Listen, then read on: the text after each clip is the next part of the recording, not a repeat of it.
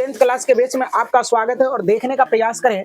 आपको सुंदर सा दृश्य बोर्ड पर दिख रहा होगा। ये 10th क्लास का मैथ का एक्सरसाइज 3.5 का आपका 4 का पार्ट नंबर 4 है, जो कि आपके एग्जाम के दृष्टिकोण से काफी इंपॉर्टेंट हो जाता है।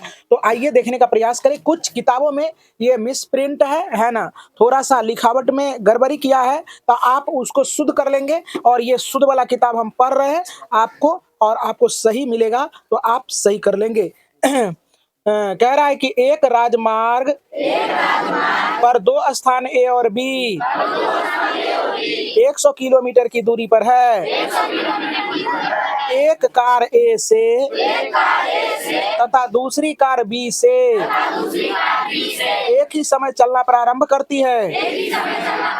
यदि ये कारें भिन्न भिन्न चाल से एक ही दिशा में चलती है तो वे 5 घंटे पश्चात मिलती है। यदि वे विपरीत दिशा में चलती है तो 1 घंटे के पश्चात मिलती है। हाँ, दोनों कारों की चाल ज्ञात करें। ध्यान से समझने का प्रयास करें। ये सवाल का थीम क्या कह रहा है, सारे बच्चे यहाँ बोर्ड पर टकटकी लगा के एकाग्रचित्त होकर देखने का प्रयास करेंगे, क्योंकि ये सवाल जो है ना बिल्कुल अलग हटके और समझने वाला है। अगर समझ गए तो आपके लिए बेहद आसान हो जाएगा। चलो देखो, राजमार्ग मतलब होता है सड़क। क्या होता है? तो देखो, ए और बी है राजमार्ग, जिसके बीच का दूरी 100 किलोमीटर हो गया। कोई दिक्कत? अब देखो, कह रहा है कि एक गाड़ी यहाँ से चलना प्रारंभ करती है और एक गाड़ी यहाँ से चलना प्रारंभ करती है, तो दोनों जो है ना 5 घंटे के बाद यहाँ मिल जाती है। कोई दिक्कत? इसका मतलब है कि ये जो है ना, ये वाली गाड़ी ज्यादा चला है ना, चला है मतलब इतना डिस्टेंस भी चला है और इतना भी चला है ना, ये गाड़ी कम चला है ना, है ना। तो चलो देखो, आप क्या कर लेंगे इस सिचुएशन में, क्या कर लेंगे, मान लेंगे, माना पहली कार की चाल x किलोमीटर प्रति घंटा। कोई दिक्कत?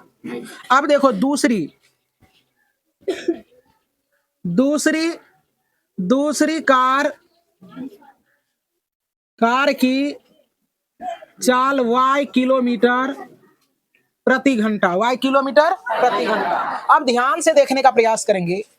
अब कह रहा है क्या, अब देखो प्रश्न से चलते हैं, प्रश्नानुसार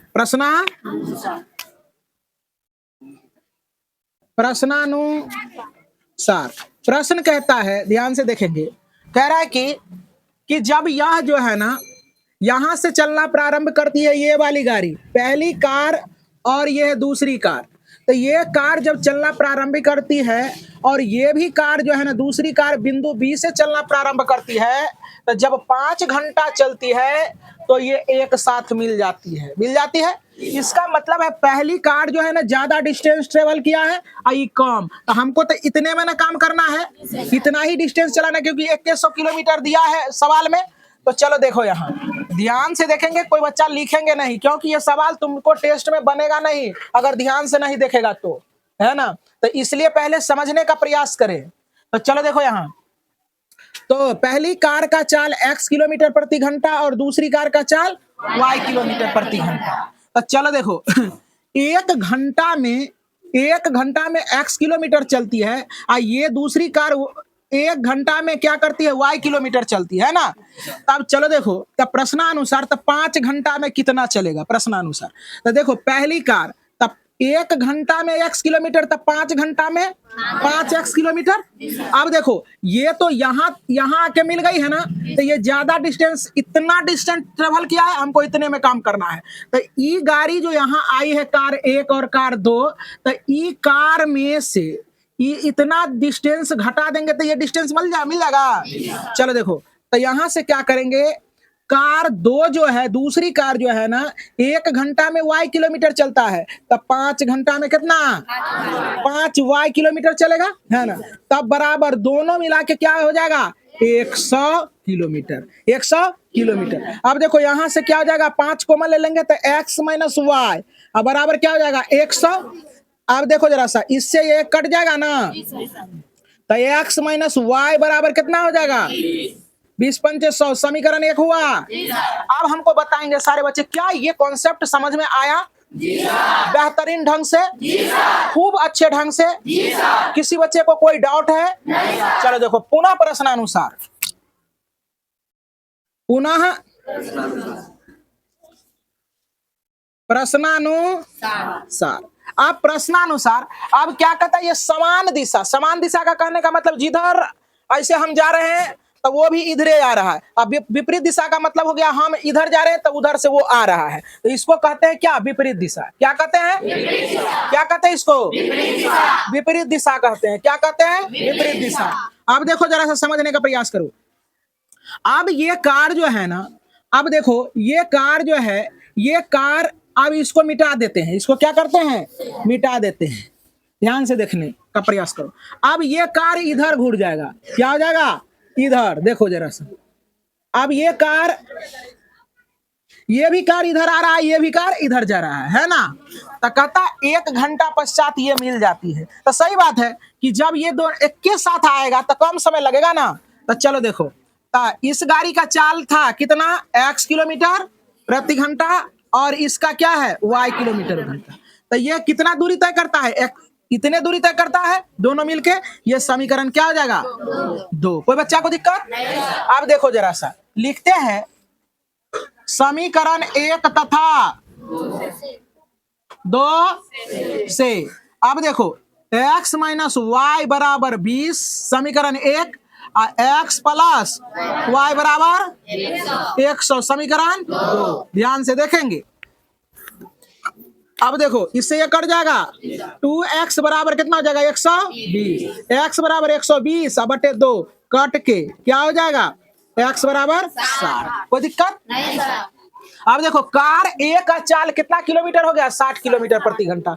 आसान तरीके से बनाया है, बहुत आसान तरीके से, बेहद आसान तरीके से, है ना।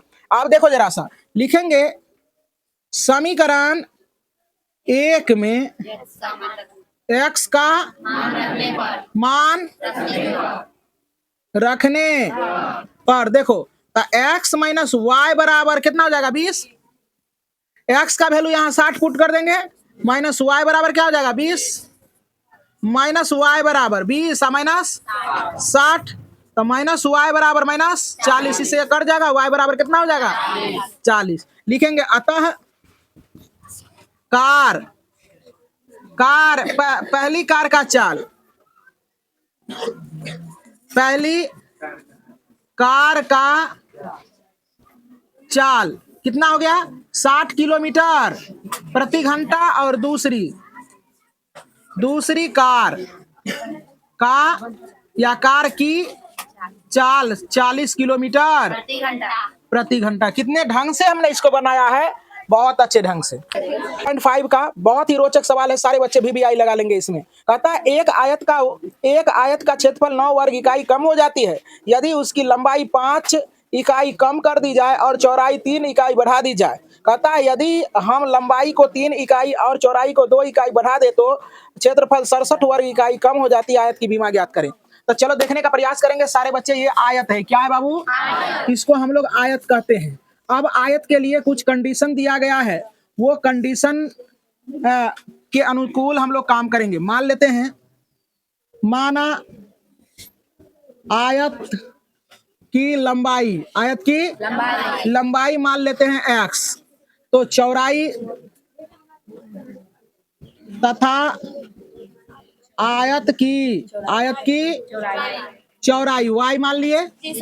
आयत की लंबाई x और चौड़ाई क्या हो गया? y हो गया।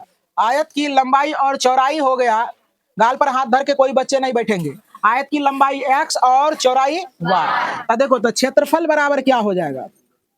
क्षेत्रफल बराबर लंबाई गुना चौड़ाई होता है। लंबाई गुना आयत का क्षेत्रफल लंबाई गुना चौड़ाई नहीं होता है। तो देखो यहाँ क्षेत्रफल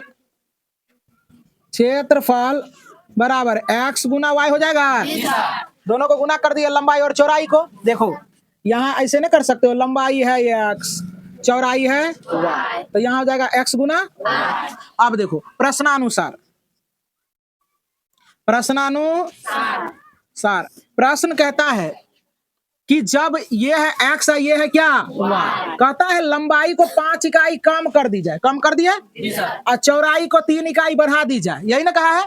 तो देखो तब क्षेत्रफल बराबर क्या होगा, तो लंबाई गुना चौड़ाई, लंबाई गुना चौड़ाई, तो कहता है क्या, तो देखो x माइनस 5 लंबाई हो जाएगा और चौड़ाई हो जाएगा क्या y प्लस 3, ये क्षेत्रफल हो गया। तो कह रहा है कि पहले वाला क्षेत्रफल जो है ना क्या हो जाएगा, कम कम, इसको कम कर दिया जाए, इसको बढ़ा दी जाए तो क्या हो जाता है, 9 इकाई कम हो जाता है। तो देखो जरा सा x गुना y, एक बार एक लाइन पढ़ेगा ऊपर से, एक आयत का क्षेत्रफल 9 वर्ग इकाई कम हो जाता है यदि उसकी लंबाई 5 इकाई कम कर दी जाती है और चौड़ाई 3 इकाई बढ़ा दी। चलो देखो जरा सा समझो, कहता है कि यहाँ क्या हो जाता है कि इसको जब इस आयत के लंबाई को हम क्या करते हैं 5 इकाई कम कर देते हैं और चौड़ाई को 3 इकाई बढ़ा देते हैं, तो क्षेत्रफल क्या हो जाता है, क्षेत्रफल क्या होता है 9 इकाई कम हो जाता है, 9 इकाई क्या हो जाता है कम हो जाता है।